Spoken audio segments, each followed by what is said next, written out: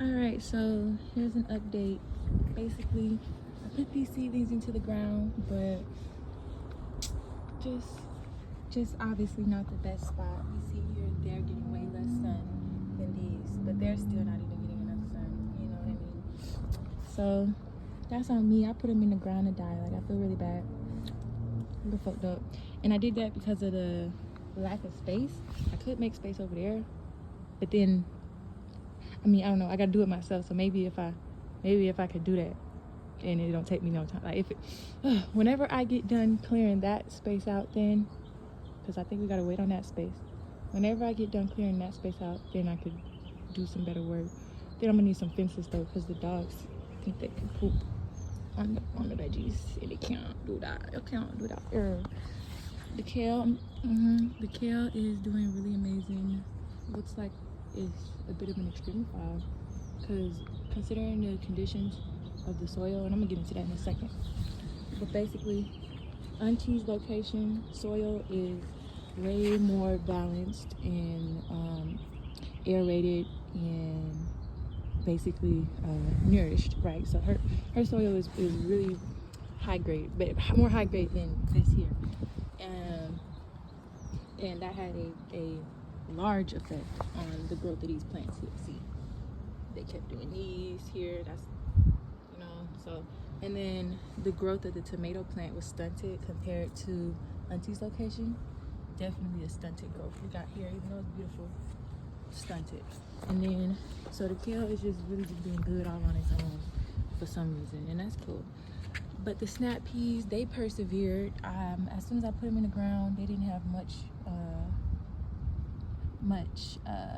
support, and that's on me. I should have bought the trellis so that they could have support, but they didn't have the support that they needed, and so the struggle was real with their growth, as we can see here.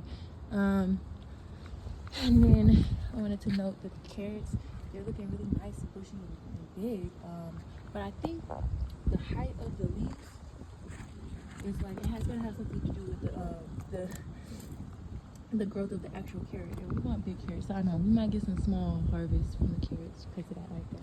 And you see how I missed the basil? The basil in my auntie's garden is doing magnificent, but here the baby them struggled, and that's on me. I don't think she's supposed to be planted next to the tomato. I think that was something.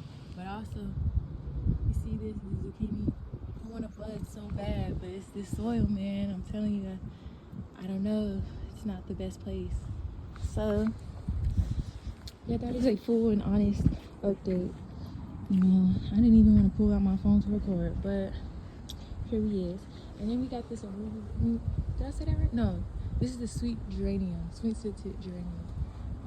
It's already starting to have some yellow parts, and I really feel like that's due to the lack of sun.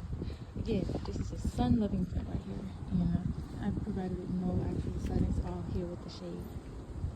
So yeah, very sad about that. Let me take y'all over here.